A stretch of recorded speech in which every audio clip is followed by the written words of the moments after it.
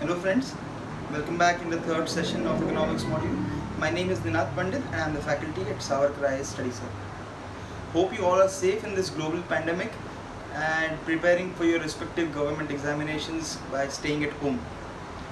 So without wasting more time, let's start with our third session, that is a global financial crisis, 1928 Great Depression and 1997 Asian crisis. In the last lecture, we discussed how paper currency evolved, how we assigned value to paper currency, and later on we also discussed about devaluation and appreciation of currency. Students who have not seen the previous session, I request them to watch the previous sessions first, because those sessions will be helpful for you to understand the current chapter. Devaluation and appreciation of currency I discussed in previous sessions, which will be very helpful for understanding South Asian crisis. So I request them to watch the previous session first instead of watching the current one. Alright, so let's move and start with the Great Depression of 1929. We are going to tackle this topic in three phases: history, the condition of Great Depression, that is 1929 phase, and the future or conclusion of 1929 Great Depression. So let's start with the first phase, that is history. Now, whenever you will see any crisis, it won't be the outcome of a small period like a week or a month or a year. It have a long lasting effects and also long lasting causes. So first we'll understand the history now. In history we'll be covering 6 topics. Now the first will be World War I phase. In history you will be studying World War I phase, that is 1914 to 1919, in which America, Britain, they emerged as the global powers, because these countries were the least affected countries. So America thought they will be having more and more power to their dollar, hence they can be ruling the world. They thought this because of two factors. First, USA was the least affected country in World War I, because they entered in World War I in the later phase, that is 1917 and 1918 phase, and this country was least affected due to World War I. That is the first factor. Secondly, Treaty of Versailles, which you will be studying in World War I separately in the history part, but just to understand, Treaty of Versailles thrown Germany into a big loan amount which they have to pay to allied powers such as USA, Britain and Japan. So USA was going to get ample amount of money from Germany, so they thought they'll be leading in world economic race. Now let's understand the second factor, that is the overproduction. By that time in 1920, USA's population was somewhere around 106 million. Agriculture and industries were also in a boom phase. You also will be studying Industrial Revolution history in the phase of 19th century or early 19th century. Also, from 1800 period, agricultural commodities also started getting overproduction. Malthusian theory with respect to agriculture and population is a renowned theory during the 19th century, in which he stated agricultural commodities are increasing in arithmetic progression. Arithmetic progression, just to understand, 1, 2, 3, 4, which have the common difference, or if you want to take any other example like 2, 4, 6, 8, this is called as arithmetic progression. But whereas population is increasing in geometric progression. Geometric progression means 1, 2, 2 twos are 4, 4 twos are 8, 8 twos are 16, 16 twos are 32. So this is the increase in population. So that's what Malthus stated. So population is increasing in geometric progression, agriculture is increasing in arithmetic progression. So he stated that in future people might not be getting ample amount of food and they'll be dying due to poverty and hunger, which became wrong in future, because agricultural activities and agricultural technologies boomed in 18th century and 19th century due to invention of various things, such as tractor got invented, irrigation facilities developed, fertilizers became available to common man. So agricultural boom in this phase. So overproduction of agricultural product, industrial products were also getting overproduced with respect to the population of USA. So this was also one more factor which will lead into the Great Depression of 1929. Now let's move to third factor, that is credit policy. After World War I, as I told you, US thought they'll be the leading in all economies across the world. So, and also there was overproduction of commodities such as agricultural goods as well as industrial goods. So US government came out with a policy that is buy now, pay later. Because there was a lot of commodities in the market, demand was not there with respect to their supply. So they had to give these commodities to people. So you can buy now and pay later, like a credit card, how we are using current scenario. So people thought they can buy as many commodities as they can in the current period, and let's see when they can pay. Whenever they'll get money, they'll pay back for those commodities. So this will also lead again in Great Depression of 1929, just to make sure. Then the next factor is Liberty bonds. These bonds USA came out when they were in the World War I phase. Now we'll be dealing with bonds, stock market separately in our later sessions of economics. But I'll just give you a hint, and whatever we require, the content what we require to understand the Great Depression, I'll let you know about that content, and we won't be discussing these topics in detail about bonds and stock market. Alright, so just to make you understand, bonds mean a paper which is given by government to public, and government will be providing some kind of interest on those amount. So suppose government issued a bond of 100 rupees and government is stating they will give you interest of 8%. So whenever you will settle the bond, or whenever the bond will get mature means the period of that bond gets over. That means the maturity period. So whenever that bond you will sell, or whenever the bond gets mature, you might be getting 108 rupees. Again, this is the hypothetical condition. It's not always you will be getting 108 rupees.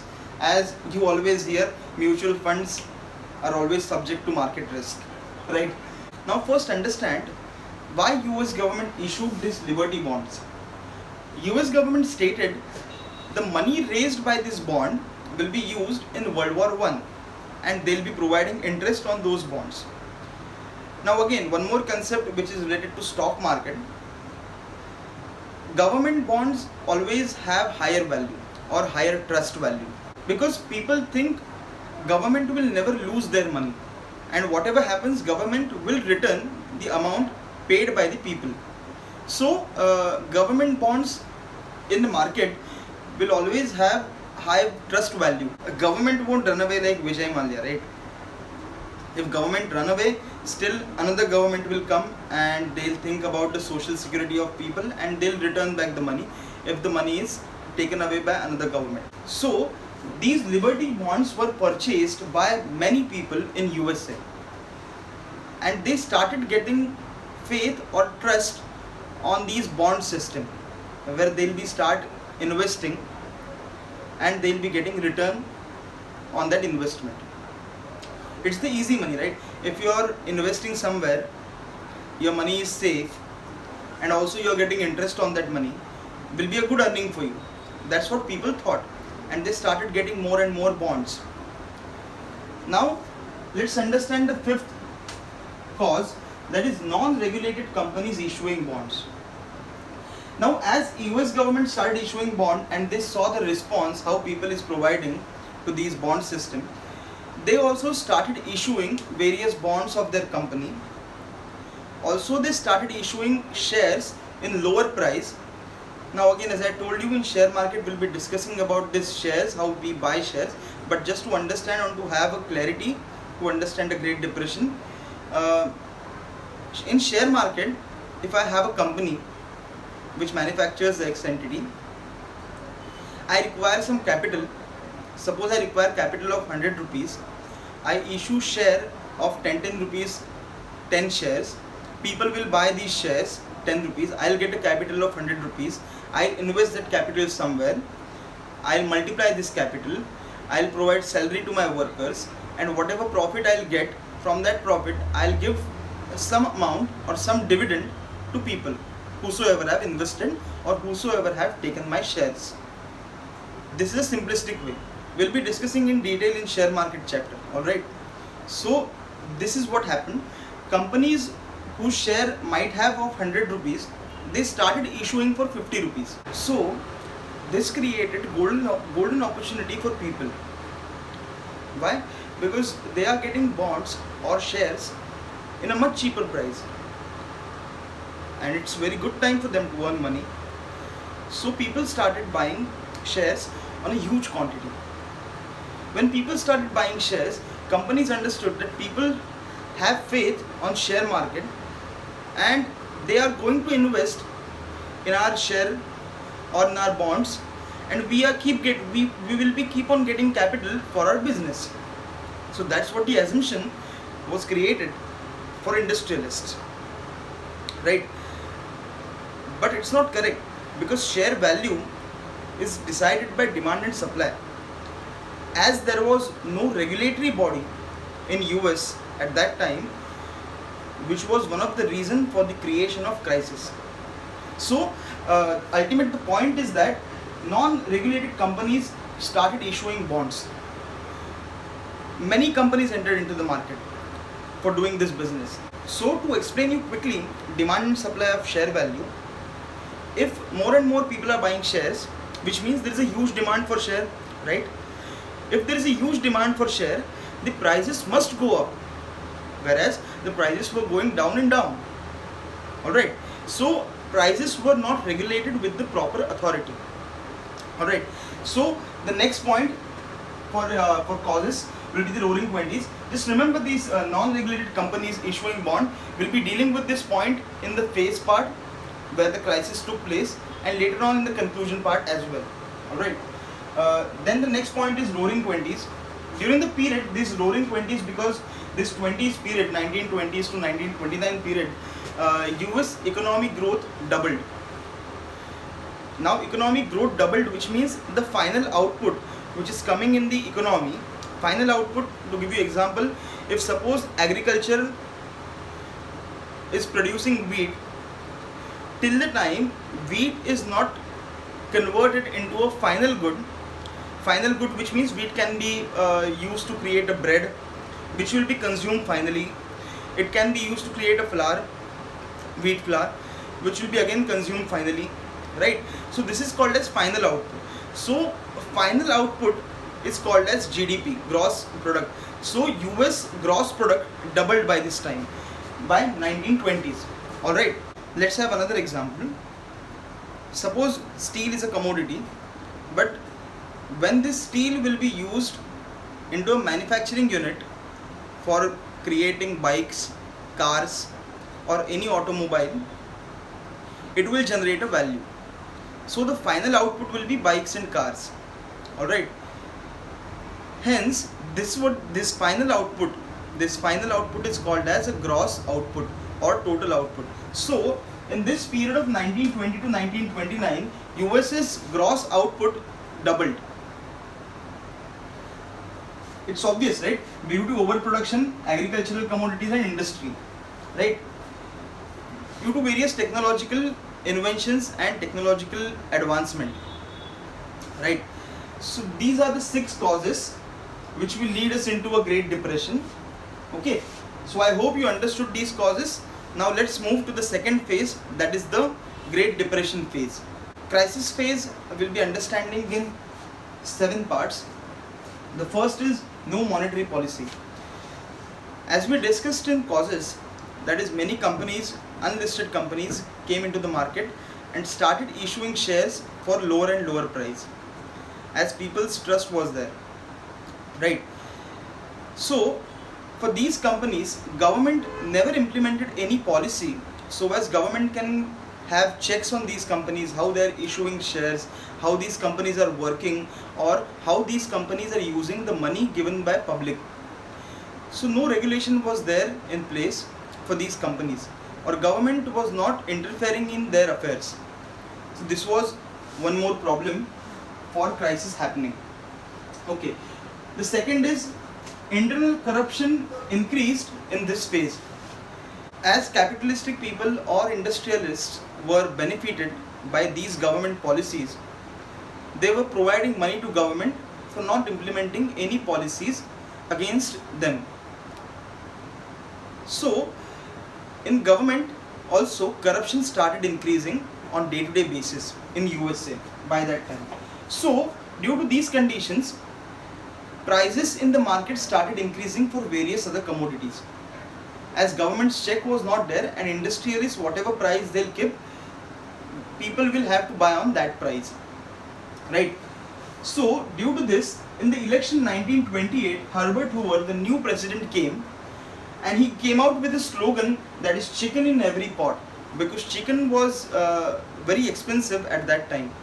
So he gave assurance to people that I'll provide chicken to everyone. On this slogan, he won the election and he became the president.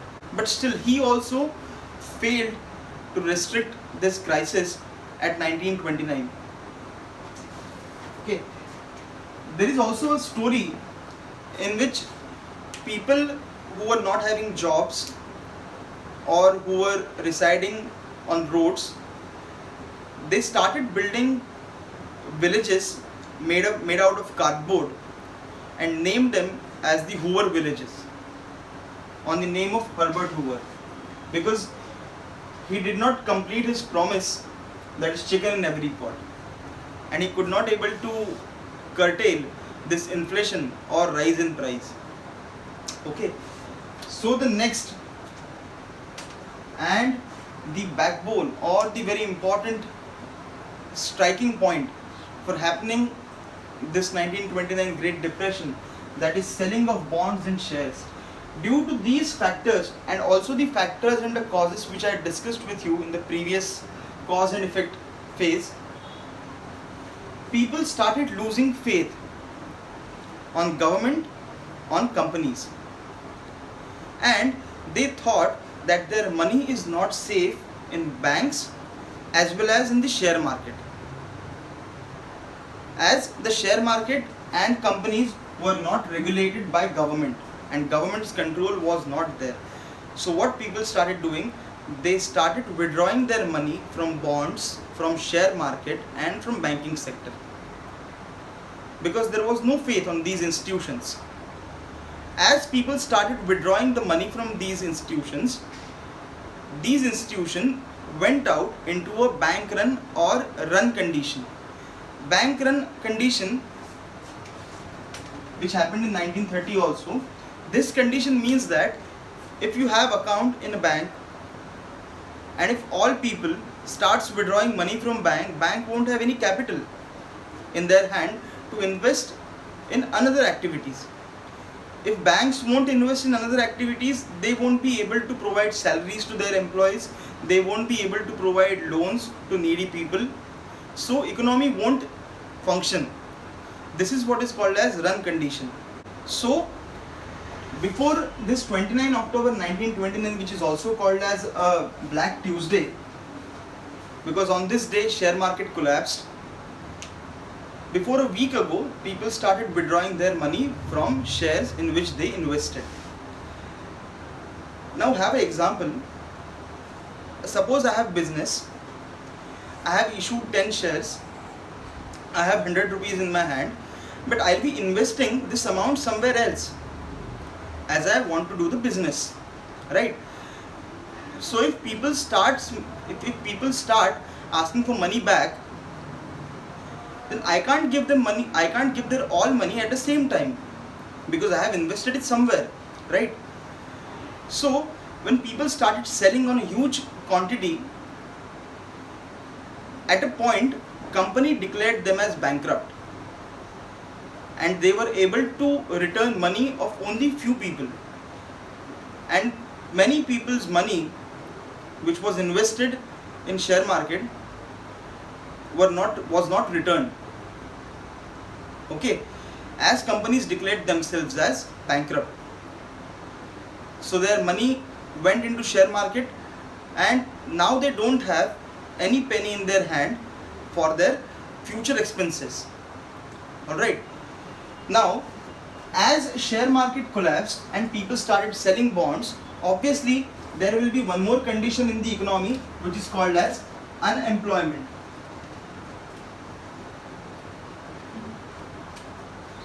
Right? Why unemployment? Because companies won't have money to provide salary to people. So they'll start removing workers and employees from their company, as they won't be having money to pay them. Right? So approximately 25% US population became unemployed in this phase of Great Depression. Now one more factor, the last point, that is a dust bowl. Dust bowl means from farmland, which was overproducing in the previous phase, but still they were not having money to harvest it. There were no people to buy their goods, so they were not feeling that whatever produced they have did will get them a value in the market. So they stopped producing the agricultural commodities, and due to which they also started migrating to cities for new jobs. Due to which again one more condition happened. US agricultural produce reduced to its half.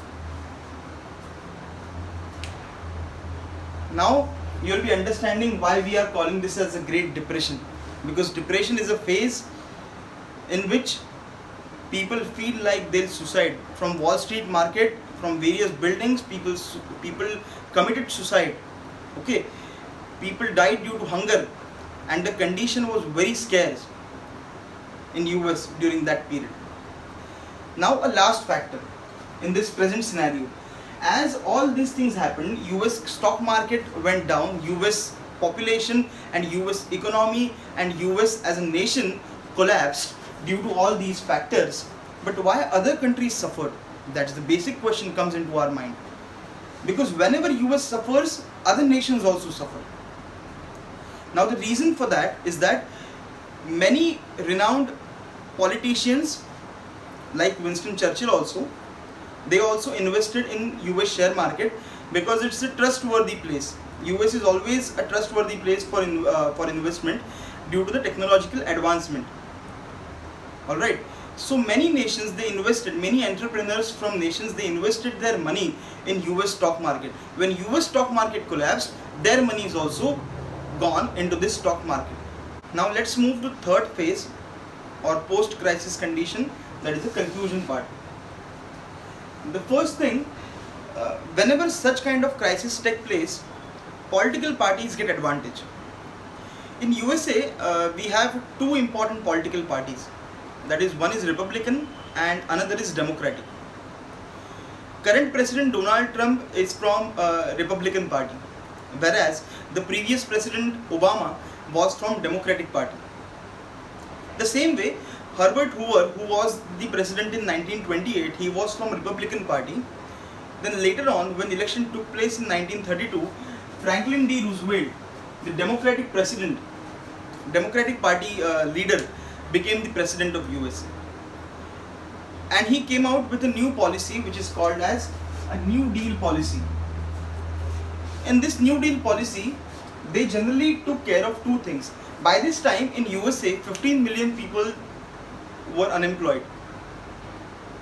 Alright, so Work Progress Administration, this program, they guaranteed 8.5 billion jobs to people, and they started creating employment in the market.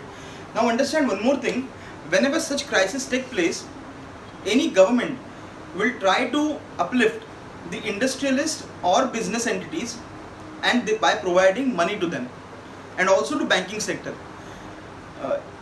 You might be knowing about the NPA condition, non-performing asset condition, which took place in India, where banking sector was diminishing during 2015 phase, the current phase. Government also provided money to banks so as they can uplift and they can start doing their normal activities. So government provide money to these companies in the later part once the money from market is taken out. All right. So VPA program guaranteed 8.5 billion jobs.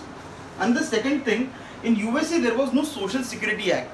People were not knowing about share market. They have not insured themselves. They have not insured their shares, or they have not even insured their life or accidental deaths. All right. So Social Security Act provided insurance to people so that they can get some social security. If something goes wrong, they can have insurance sector to go and ask and get their money back. All right. So these are two important things what New Deal policy did. Also, New Deal policy implemented the monetary policy of the economy. We discussed in cause part of this Great Depression, where there was no monetary policy take place, where there was no monetary policy in a place. All right, due to which many countries, they were many companies, they were issuing their shares based on their assumptions. So no government intervention was there. Also, John Maynard Keynes, he was the British economist. He suggested that without government intervention, no market must work. If you give market completely in the hands of industrialist or business entity, they might ruin the market and you might go again into the crisis in future. So government must regulate some basic norms so as these people must not become the dictator of market. So US implemented monetary policy. That's the third thing. And lastly, the World War II. This Great Depression lasted, or this phase lasted for a decade. That is 10 years. Okay. So in 1941, when Japan attacked US on Pearl Harbor, US went into the war, World War II. So they required production. So due to this reason, again various production units started giving jobs to people. And for your understanding, this Great Depression phase lasted in US till 1945, till the end of World War II. Alright, so I hope you understood the cause, the crisis condition, and the conclusion part, which we have discussed from 1920s to 1945. This is how Great Depression took place and why other countries affected due to this Great Depression. As I told you in the previous session, that where we discussed about money, the value of money or the understanding about the paper currency evolved with the specific timeline. So this is the first timeline where we understood about share market and how government intervention must be there so as such kind of crisis must not take place in future. But still in US in future also many crises took place which affected the globe, which we're going to discuss in later parts also. So I hope you understood this Great Depression of 1929. In the later part we're going to cover Asian crisis of 1997, which gave us a broader look about money and how various currencies across world related with dollar, which we discussed in second module also, gave us a new idea or a new dimension in that respect. Alright, so by that time stay tuned. In the next session we're going to discuss Asian crisis. Stay tuned, stay healthy, and thank you very much.